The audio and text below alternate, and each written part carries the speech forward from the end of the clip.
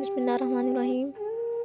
ایران کا ایک بادشاہ سردیوں کی شام جب اپنے محل میں داخل ہو رہا تھا تو ایک بوڑھے دربان کو دیکھا جو محل کے صدر دروازے پر پرانی اور باریک وردی میں پہرا دے رہا تھا۔ بادشاہ نے اس کے قریب اپنی سواری کو رکوایا اور اس ضعیف دربان سے پوچھنے لگا، سردی نہیں لگ رہی؟ دربان نے جواب دیا، بہت لگتی ہے حضور، مگر کیا کروں، گرم وردی ہے نہیں میرے پاس، اس لیے برداشت کرنا پڑتا ہے۔ میں ابھی محل کے اندر جا کر اپنا ہی کوئی گرم جوڑا بھیجتا ہوں تمہیں۔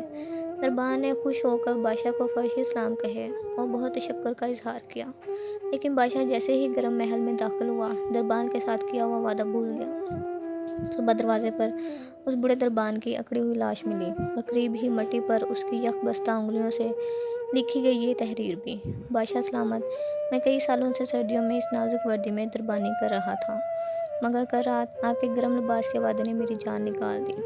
سہارے انسان کو کھوکھلا کر دیتے ہیں، اسی طرح امیدیں کمزور کر دیتی ہیں۔ اپنی طاقت کے بل بوتے جینا شروع کیجیے، سہاروں کی بیساکھیاں پھینک کر اپنی طاقت آزمائیں۔